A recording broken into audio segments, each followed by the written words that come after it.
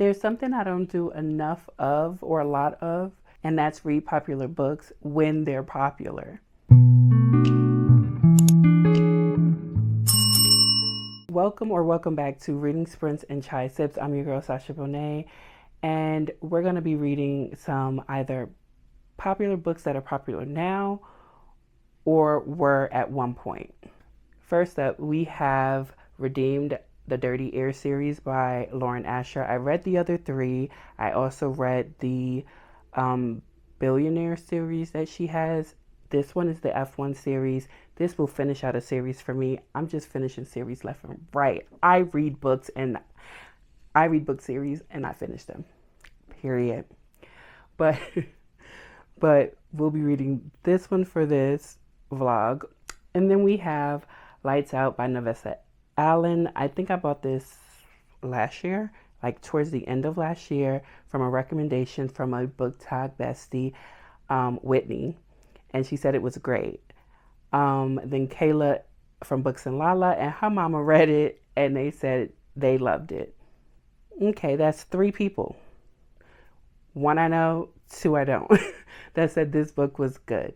So we're gonna read it for this video as well. Now, one of the reasons I don't read popular books when they're popular, or when everyone is speaking about them, not when they're popular, but when everyone is speaking about them, is because everyone is speaking about them. A lot of people get swept up in what everybody is reading and tend to think that they have to like a book because everyone else is liking it. You're okay. You should be okay with disliking a book that everyone else likes, talking or critiquing a book that everyone else liked and you didn't. It's okay. We don't all have the same taste. Some things we like, and it may be the same as your favorite book talker, booktuber, best friend, or whoever. It's okay to like books that other people dislike and to dislike books that other people like. That's just plain and simple. I just don't like to hear about books that I already have on my shelves that I have not read yet. That's 1. 2, I don't want to be spoiled for something that I might like, but someone else has described it wrong. So then it turns me off of the book. It's a lot. But we're going to read these 2 books for this video, and hopefully I enjoy them. The F1 series by Lauren Asher, it started in my mind. I know some of you girls love y'all some Miss Lauren Asher, but it started to get repetitive. After the first book, I felt like I was reading about the same characters, the same couples over and over and over again. One thing I did like about the series, though, is that at the end of them, you get to see them in the future, like maybe together, married, with kids. And I do like that. I think that's a sweet touch. I know a lot of people don't like that, but I do. But anyway, we're going to get into it, and I'll let you all know how it's going. So I've gotten 25% into Redeemed by Lauren Asher, and let me read you the back of the book. From Chloe's perspective, it all started with a birthday wish, some vodka, and an ancestry kit. That's how I end up in Italy, finding my long-lost father.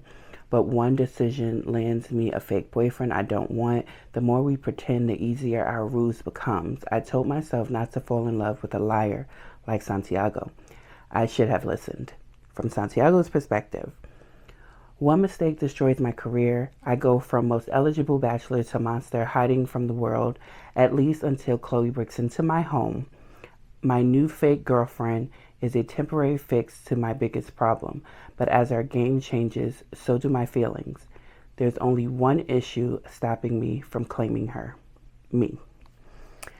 This book, Santiago is Maya's, from the first book's, brother. That's how we get introduced to Maya, because her brother was on the F1 team, Bandinis or whatever. So this is his book finally. The 4th and final book is his book. Something happens in I think it's the prologue of this book that leaves him unable to play. And 3 years later is where this book picks up after the prologue. And he's in depression. He's used to people trying to break into or break onto his property to take pictures, because again, he was a famous F1 driver. And so Chloe accidentally stumbles upon his property because she's trying to stupidly hop fences and gates and walls to see if the man she thinks is going to be her long lost father, what he's doing before she actually goes to meet him. And her and Santiago meet that way. So he meets her as him thinking she's a paparazzi or a person that just likes to, you know, hop over people's gates and peek through their windows and shit. But Noah and Maya have just lost a baby, I believe in utero, miscarriage, if you will, I believe. And Maya's, a little down, a little depressed, rightfully so, and Noah wants to take her on a trip, but they already have little Marco. Okay, so Marco is like 3, and they're like, Noah's like telling Santiago, I want to take her on a trip, but she won't leave Marco with anybody but you or her parents, and the parents are on a trip to the Caribbean or something like that, Cuba, someplace, I don't know. And the only person left is you, Santiago. I need you to stop being depressed, stop being a loner, stop being all these things, so that you can take care of your nephew, so I can take care of my wife and your sister. And something happens again where him and Chloe, he says, hey, my fake girlfriend is here. Like, you know, he doesn't say fake, but he says my girlfriend is here. And she's looking at him like, what the fuck? It's interesting, but this is very insta love, insta like, if you will, insta attraction, insta infatuation. 25% in. I'm about to start chapter 12. There is also, Chloe grew up in foster care because her mother was on drugs, and it's a lot. It's I think I like this one because I do like the very first one, Maya and Noah's book. The other two, can't really remember them. I read them, can't remember them. And this one, I was waiting for a Santiago book, and I was like, oh, maybe it's not gonna come. This is the Santiago book. So I'm happy that we got it. I'm gonna finish reading this, and I'll just come back with my ending thoughts on this. There's no reason to keep updating you unless something crazy happens, and I don't think that's gonna happen. I'm enjoying it well enough. I don't think it's gonna get from where we are right now. If I had to rate it, it would be a 3-star. But yeah, we'll see where it goes. So I have finished Redeemed by Lauren Asher. I'm gonna give it a 4-star. I didn't think I would like it as much as I did, but I did. And I would check trigger warning for anyone. There is talk of addiction and depression, but I enjoyed this book. I enjoyed it. And like I said, I'm going to give it 4 stars. So this has the tropes of one bed, fake dating, and he saves her just as much as she saves him. And found family. I'm going to give it found family as well. So yeah, this was better than the 2 middle ones because I can only remember the first one and now this one. But that also means that the other 3 Lauren Ashers are going to be safe on my shelf. So I'm going to keep them. I've already stamped them with my personal stamp. So these 3, I stamped the first one. I'm not going to lie. I had stamped the first one a long time ago. Then I got the second ones, the second and the third, and this one. And all 3 were not stamped because I didn't know what was going on. They were on the bottom shelf of my book cart because I was like, if I read the 4th one and I don't like it, there's no need to keep this whole series on my shelves. But I enjoyed this one a lot, which means this series has rereadability, and that's what I like to keep on my shelves. So a 4-star here, which means I also finished another series. I'm proud of myself. I'm finishing series left and right. I could do this. But now we're gonna move on to lights out, lights on, turn the lights off. Yeah, we're gonna move on to lights out or on or in or whatever it's called. And yeah, I'll let you know how I'm enjoying it. So I am enjoying this book way more than I thought I would. Not saying I thought I would hate it, but I was a little skeptical. Lights Out by Navessa Allen, right? That's her name.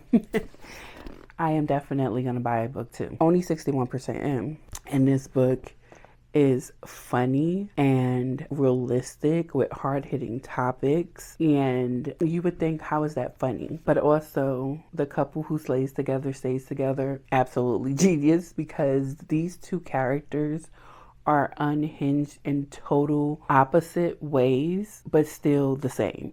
It doesn't make sense until you read this book. First, we have Josh, who is the product of a home that was just downright malicious and malignant. And then you have Chloe, that's her name, right? No. Her name is Allie. Then you have Allie, who is the product of grief, the loss of a parent. And they both have some kinks that neither of them know of. And he starts stalking her. But you have to read the book because it's just so good and it's funny. And I despise when a book says laugh out loud funny or rom-com, and then you read it and nothing the hell is funny. You don't get the jokes. I don't even think the person who wrote the jokes get the jokes. I despise that. But in this, it doesn't say it's funny. It says it's a dark romance. I am laughing. I am laughing out loud. I'm like shaking my head because I'm like, these two are ridiculous, but in the best way. And I'm not one to kink shame. You do what you want on your own time. And I don't have any of the kinks that these people have in this book, and I'm still enjoying it. So Navessa Allen, kudos to you, because you made a fan out of me with this one. But again, I'm only 61%. I hope in the next 40%, 39%, that this book will not disappoint me, because I think it might be on its way to a 4 or a 5 star. We'll see. We'll see. But right now, I'm about to head into my at-home gym because I want to do a little walking. And when I say a little, I mean a little, because back hurting, that's really all that's painful for me today, is just my back. And sometimes that is a round of applause, because I can hurt from literally my head to my feet. Everybody thinks being a veteran is kudos to me. Yes, kudos to me and this body that paid the price. I'm going to the gym. I don't care what nobody say. I give 5 stars away so easily. I just have to be entertained. And what the author did, what Navessa Allen did in Lights Out, it entertained me. I'm gonna give it 5 stars. I'm gonna give it 5 stars. This was unhinged and funny and realistic, and it approached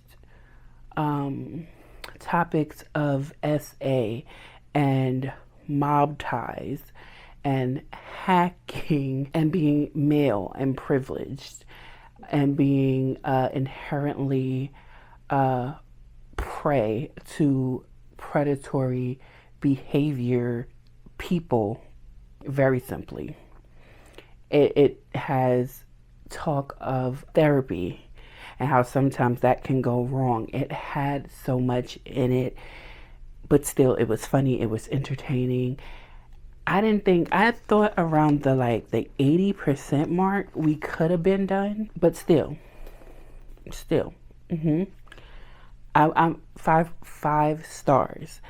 But if you've read Lights Out and you actually do like it and you enjoyed the content, now the books I'm about to show you do not have murder or killing or SA in them or anything like that.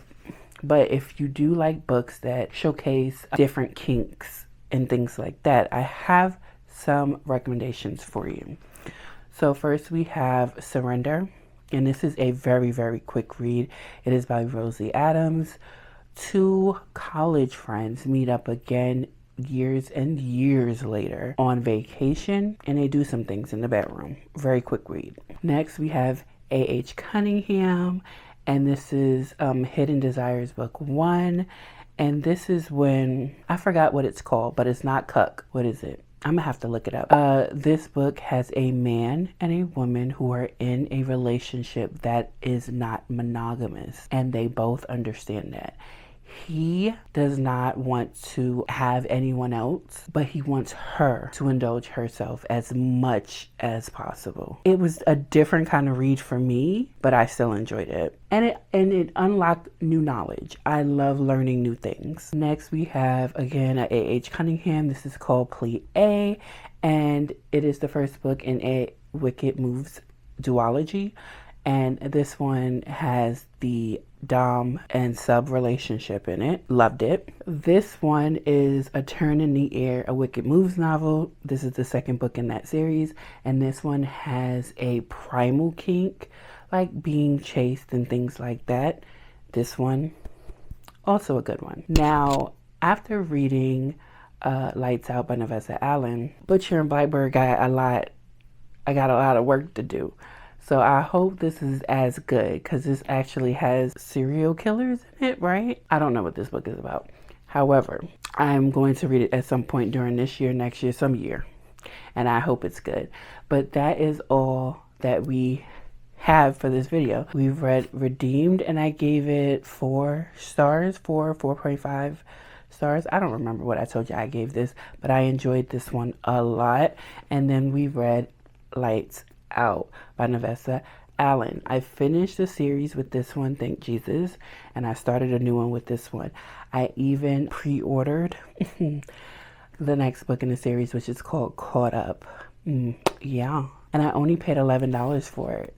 Pre-order. I'm serious about this series. This is a good one. I recommend you read this. I also recommend you read this. Now, you don't have to necessarily, this is part of the series The Dirty Air, and the sister, Santi's sister Maya, is book 1 with Noah, but they are technically, in my opinion, interconnected standalones. You don't have to read any other book, because it doesn't, any of those books do not further the plot of this one at all. I would say if you don't have any want to read any of the others, don't. But I would suggest this one. I really would. So that's it for this video.